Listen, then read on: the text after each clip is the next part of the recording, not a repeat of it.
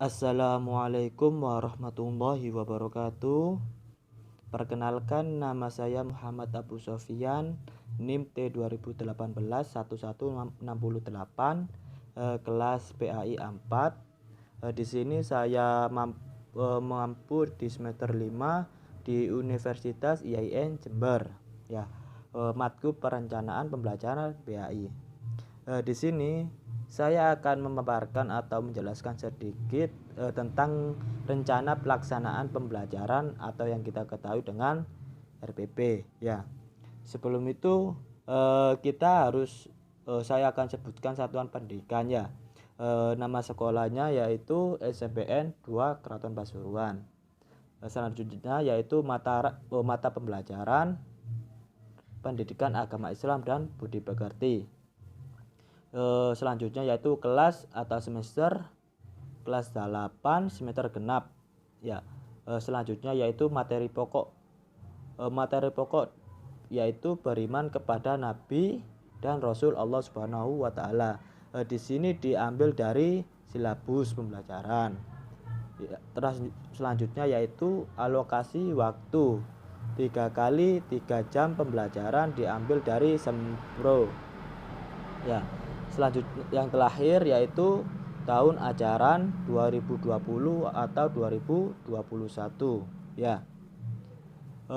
Sebelum saya jelaskan selanjutnya, di sini saya akan bacakan atau bagian-bagian dari RPP, ya.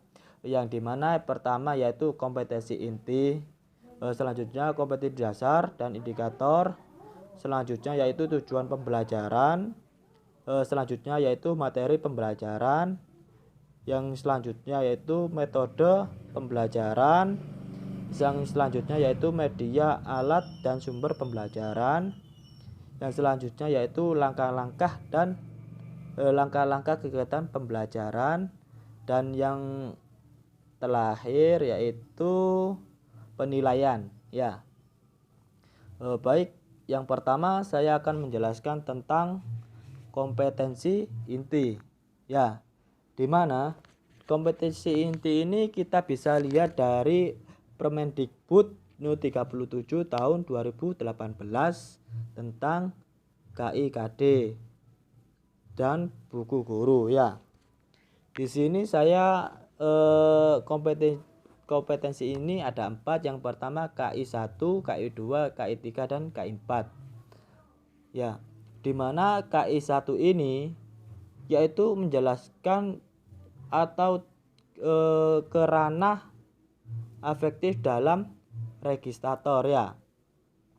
Terus untuk KI 2 yaitu ke ranah efektif membahas tentang sosialitas, ya. Untuk KI 3 yaitu ke ranah kognitif, dan yang terakhir KI 4 yaitu menuju ke ranah psikomotorik, ya. Terus selanjutnya yaitu menjelaskan kompetensi dasar dan indikator, ya. Sebelum itu kompetensi dasar ini diambil dari silabus, ya. Di sini kompetensi dasar ini ada 4, ya. Pertama yaitu KI 1 dan KD 4, KI 2, KD 4, ya, KI 3, KD 4, KI 4, KD 4, ya. Dimana untuk penulisan diambil atau mengacu pada KI 1 dan KD 4, ya. Seperti contoh yang pertama ya ini, ya. Yang nomor ini yaitu KI 1 dan KD 4, ya. Untuk indikator yaitu menyesuaikan dari KD, ya. Seperti contoh ya ini, yang pertama ini KI 1, KD 4, dan indikator 1, ya. Terus untuk penulisan indikator ini minimal dalam RPP yaitu 2 indikator, dan penulisan ini mengacu pada KD, ya, kompetensi dasar. Terus selanjutnya yaitu tujuan pembelajaran, dimana tujuan pembelajaran ini kita harus tahu atau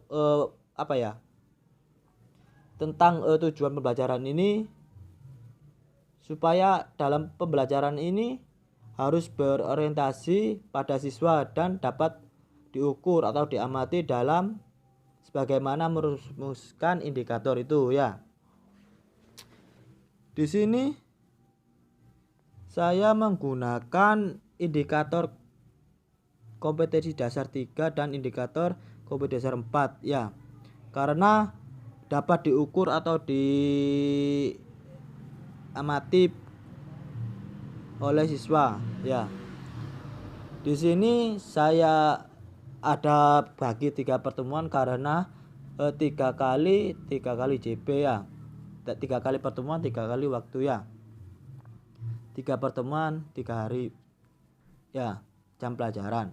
Di sini saya bagi 3, di mana saya menggunakan media atau melalui kontekstual, metode kontekstual dan diskusi ya. Supaya kita tahu, kita bagi ya, semisal yang pertama mendefinisikan pengertian iman kepada Nabi ya. Terus yaitu selanjutnya yaitu menjelaskan bagian materi pembelajaran ya. Di mana materi pembelajaran ini diambil dari silabus ya. Bukan. Karena saya materi pembelajaran ini kita harus menyiapkan peta konsep atau ringkasan singkat atau subbab materi yang akan kita bahas nanti dalam pembelajaran ya. Di sini di sini saya nanti akan menggunakan peta konsep untuk menuliskan pembelajaran. Karena materi pembelajaran ini merupakan hasil analisis dari indikator pencapaian kompetensi atau hasil buku guru dan siswa ya. Selanjutnya yaitu bagian metode pembelajaran. Ya, di sini saya menggunakan pendekatan saintifik karena pendekatan saintifik ini pendekatan yang wajib digunakan pada pembelajaran di sekolah. Ya. Jadi saya inginkan siswa agar dapat lebih menghayati dalam pembelajaran dan dapat dibentuk karakter dari hasil proses pengetahuan dan menerapkan atau perilaku beriman kepada Nabi dan Rasul Allah Subhanahu wa taala ya.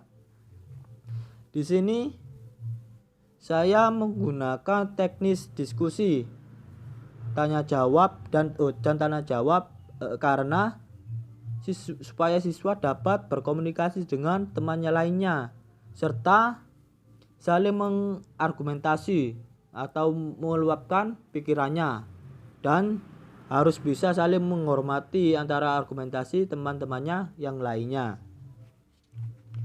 Untuk selanjutnya yaitu media, alat, dan sumber pembelajaran. Di sini saya menggunakan 2 media. Yang pertama VCD pembelajaran dan teks naskah bermain berperan ya. Nanti alatnya yaitu LCD dan keras karton. Dan di sini saya menggunakan sumber pembelajaran yaitu Al-Qur'an dan terjemah, buku teks PAI kelas 8 dan CD atau video pembelajaran interaktif.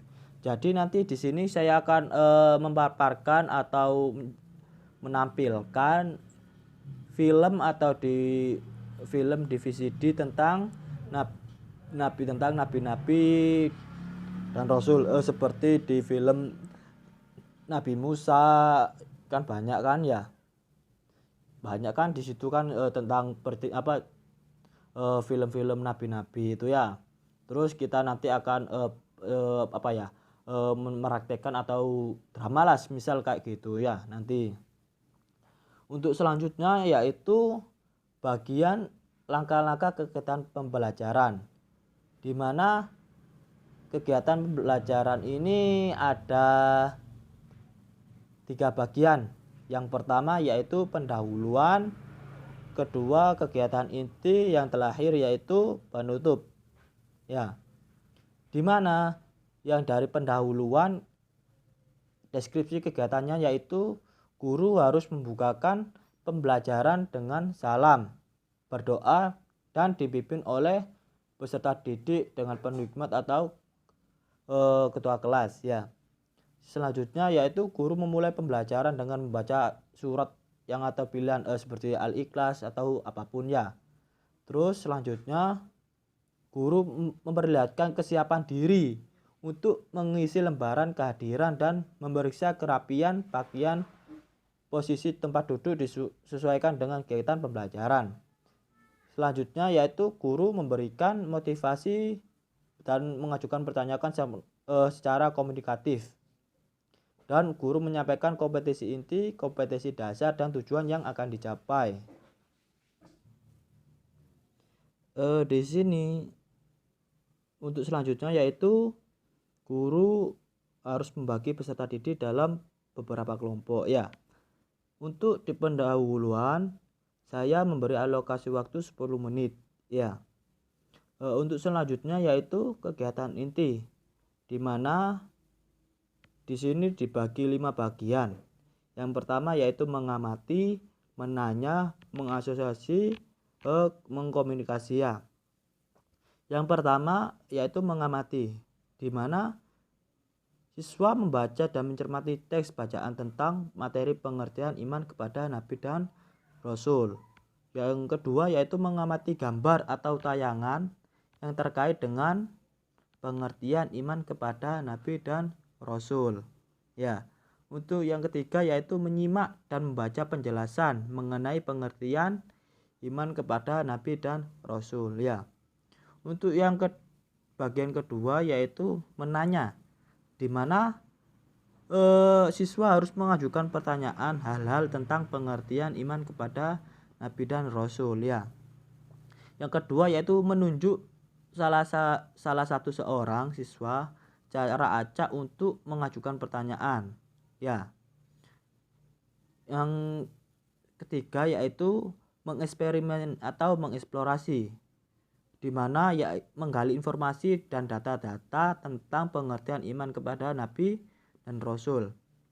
Yang keempat bagian keempat yaitu mengasosiasi, di mana siswa harus menganalisis informasi dan data tentang pengertian iman kepada Nabi dan Rasulullah. Terus menyimpulkan informasi dan data-data tentang pengertian iman kepada Nabi dan Rasul. Yang terakhir yaitu bagian komunikasi, di mana siswa harus memaparkan hasil temuan tentang informasi dan pengertian iman kepada Nabi dan Rasul ya. Di sini saya memberikan alokasi waktu 100 menit maaf. Ya. Untuk yang terakhir yaitu bagian penutup, di mana guru di bawah bimbingan guru dan peserta didik, dan guru harus menyimpulkan semua materi pembelajaran secara demokratis ya. Terus bersama-samaan siswa melakukan refleksi terhadap pembelajaran yang telah dilaksanakan. Untuk selanjutnya yaitu guru memberikan reward kepada kelompok yang terbaik yang tadi itu ya, seperti kelompok yang benar dalam merumuskan pengertian iman kepada Nabi dan Rasul. Terus yang selanjutnya kelompok yang paling baik dalam merumuskan pengertian iman kepada Nabi dan Rasul Allah. Terus guru menjelaskan materi yang akan dipelajari pada pertemuan berikutnya atau menjelaskan sekilas lah, gak semuanya ya. Dan menyampaikan tugas mandiri terstruktur. Dan terakhir yaitu bersama berdoa dengan tertib dan hikmat. Di sini saya memberikan alokasi 10 menit ya. Dan untuk yang terakhir yaitu penilaian, di mana di sini ada 3 bagian ya. Yang pertama yaitu penilaian sikap, penilaian pengetahuan, penilaian keterampilan ya. Terus di sini penilaian sikap. Penilaian sikap di sini ada 2 bagian untuk saya ya. Yang pertama yaitu penilaian diri, di mana di sini indikator sikapnya kami menggunakan KI 1 dan KI 2 dengan keterangan yang pertama tidak pernah, yang kedua kadang-kadang, yang ketiga sering, dan yang terakhir selalu. Ya. Untuk selanjutnya bagian observasi, ya. Di mana observasi ini kita ambil dari KI 1 dan KI 2, tahu semuanya.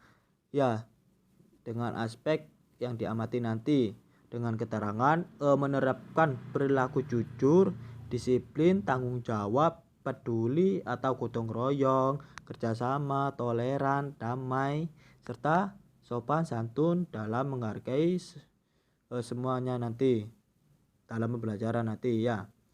Untuk lanjutnya yaitu bagian penilaian pengetahuan ya. Di sini kami menggunakan tes tulis ya, yang dimana ada 5 soal ya. Kami harap siswa bisa mampu menjawab soal pertanyaan tersebut ya, dimana setiap pertanyaannya itu ada 5. Nanti di setiap pertanyaan ini setiap satu soal mendapatkan 20 poin ya. Untuk terakhir yaitu penilaian keterampilan, di mana di sini saya akan menggunakan penilaian praktek dan penugasan pada siswa harus bisa mempraktekkan perilaku beriman kepada Nabi dan Rasul Allah Subhanahu wa taala ya. Jadi nanti di sini kan ada 5. Penilaian kan banyak, ada penilaian, ada penugasan ya. Ada 5, nanti bagi 5 disisakan 1 penilainya, terus beri predikat ya. Dengan keterangan aspek yang dinilai yaitu menceritakan seseorang yang memiliki keterkaitan antara perilaku orang yang beriman kepada Nabi dan Rasul Allah Subhanahu wa taala dalam kehidupan sehari-hari ya. Kita harus menceritakan kepada seseorang ya. Terus yang kedua yaitu menirukan atau mempraktekkan seseorang yang memiliki antara perilaku orang yang beriman kepada Nabi dan Rasul. Jadi dalam kehidupan sehari-hari, jadi kita meniru orang-orang atau siapa yang meniru perilaku Nabi dan Rasul Allah Subhanahu wa taala ya. Untuk skor penilaian di sini kami peroleh nilai dari nilai titik-titik kali 100 ya. Di sini kita beri nilai A, B, C, di mana A itu sangat lancar, B lancar, C terbata-bata, dan D tidak bisa. Dengan kriteria nilai, kalau A itu mendapatkan 80 sampai 100 kita ucapkan baik sekali ya. Untuk kalau B mendapat 70 sampai 79 kita sebut baik ya. Kalau C itu 60 sampai 69 cukup, dalam artian kita tetap harus membimbing siswa itu tersebut ya. Kalau D yaitu kurang lebih 60 ke bawah ya, jadi kurang, jadi siswa itu harus belajar dengan baik ya. Cukup itu pemaparan RPP dari saya. Apabila ada keliruan, saya mohon maaf sebesar-besarnya. Assalamualaikum warahmatullahi wabarakatuh.